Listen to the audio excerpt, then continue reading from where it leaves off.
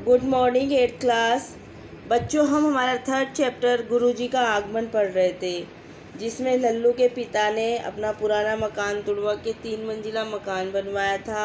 लल्लू की माताजी नंदरानी अपने गुरु को उसमें बुलाना चाहती थी और बुलाया, लेकिन पूरी रात गुरुजी के ऊपर पानी टपका है, तो वह पूरी रात नहीं सो सके, थक हार के बाहर बरामदे में सोए हैं।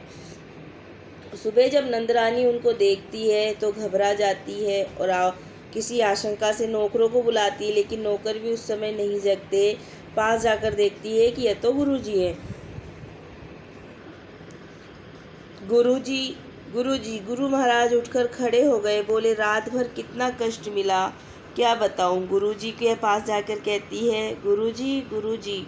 तो गुरु महाराज एकदम उठ जाते हैं और कहते हैं कि रात भर कितना कष्ट मिला है, मैं तुम्हें ये नहीं बता सकता बेटी। नंदरानी ने घबराकर पूछा, क्या हुआ गुरुजी। नंदरानी पूछती है कि ऐसा क्या हो गया जो आप रात भर परेशान रहे। गुरु महाराज ने कुछ रुआंसे से होकर कहा, नया मकान तो तुमने ज़रूर बनवाया। गुरु महाराज जो हैं कुछ रोते हुए से कहा कि तुमने नया मकान तो ज़रूर बनवाया है बेटी, लेकिन उसकी छत को हर जगह से छलनी हो रही है। मतलब कि तुम्हारी जो मकान की छत है वह हर जगह से टूट रही है, छलनी हो रही है। रात भर जो पानी बरसा वह बाहर नहीं गया, सारा का सारा मेरी देह के ऊपर ही गिरता रहा। जो रात भर बारिश हुई है वो कहीं बाहर ना गिर के मेरे ऊपर ही गिरा है। मैं अपने पलंग को जिधर भी खींच कर ले गया वहीं पानी टपक रहा था, कहीं छत फटकर मेरे ऊपर ही न गिर पड़े। इस आशंका डर से मैं यहाँ से अपनी जान बचाकर बाहर निकला।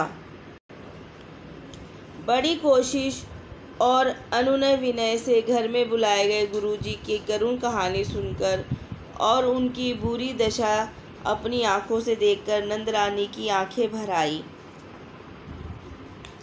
बहुत ही बड़ी मुश्किल से कई बार प्रार्थना की। उसके बाद जब गुरुजी उनके घर पर आए और उसके बाद उनकी इतनी बुरी हालत देखकर नंदरानी की आंखें भर आती हैं।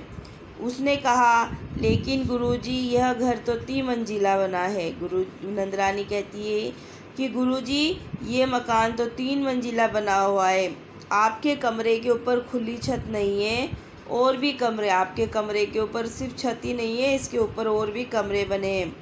वर्षा का पानी 3 छतों को तोड़कर आपके ऊपर कैसे गिर सकता है। तो कहती है कि जो बारिश का पानी है वह 3 छतों को तोड़कर आपके ऊपर कैसे गिरता है। कहते कहते एकाएक उन्हें ख्याल आया कि शायद यह शैतान लल्लू की कोई कारस्तानी होगी। बच्चों, सभी माता पिता अपने बच्चों को जानते हैं कि वो कैसे हैं, कितनी हद तक शरारतें कर सकते हैं।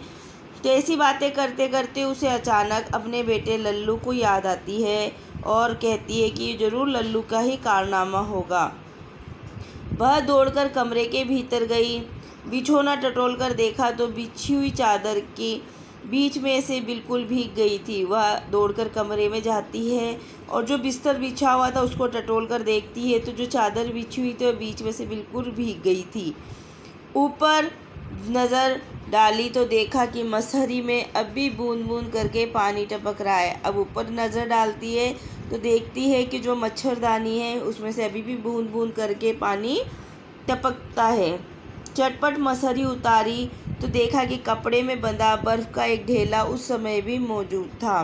अब वो जल्दी से मसहरी को उतारते हैं तो देखता है कि भाई अभी तक है ना, उसके अंदर एक बर्फ़ का छोटा सा ढेला मौजूद था। नंदरानी सब समझ गई। पागल की तरह झपटकर वह बाहर निकली और जो भी नौकर सामने पड़ा उसी को चिल्लाकर आदेश दिया कि देखो दुष्ट कहाँ गया, तुम लोग और काम छोड़ो, जाकर उस बदमाश को जहाँ भी पाओ वहीं से मारते मारते घसीट कर लाओ।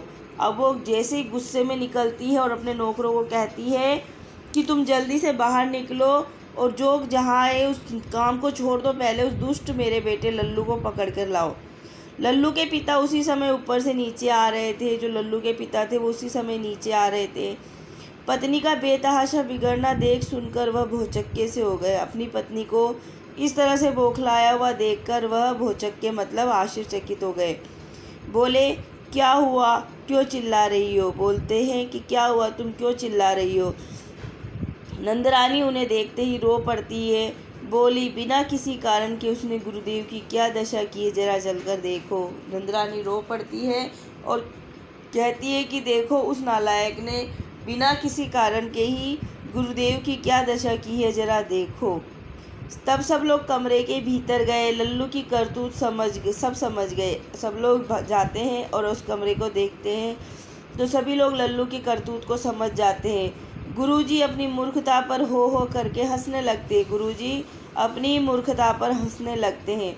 नौकरों ने आकर कहा, लल्लू बाबू कोठी में नहीं है। जो नौकर हैं वो आकर कहते हैं कि मालकिन, लल्लू बाबू कोठी में नहीं है। और एक नौकर ने आकर खबर दी कि वह मौसी के घर में बैठे पेट पूजा कर रहे हैं। इतने में एक नौकर ने आकर कहा कि वह तो अपनी मौसी के यहीं बैठे हुए पेट अब कुछ खा पी रहे, पेट पूजा कर रहे हैं। इसके बाद लगभग 15 दिनों तक लल्लू ने अपने घर की चौखट पर पैर नहीं रखा। इसके बाद में लगभग 15 दिनों तक लल्लू अपने घर नहीं आया। बच्चों, ये चैप्टर यहाँ पे ख़त्म होता है। अब शरारत की थी लल्लू ने, इसलिए वह कैसे घर आ जाता। घर आते ही उसकी मम्मी उसकी पिटाई कर देती, इसलिए वह आया नहीं है। तो ये चैप्टर हमने यहाँ तक पढ़ा। इसके क्वेश्चन आंसर बुक की एक्सरसाइज नेक्स्ट क्लास में करवाएंगे। Thank you.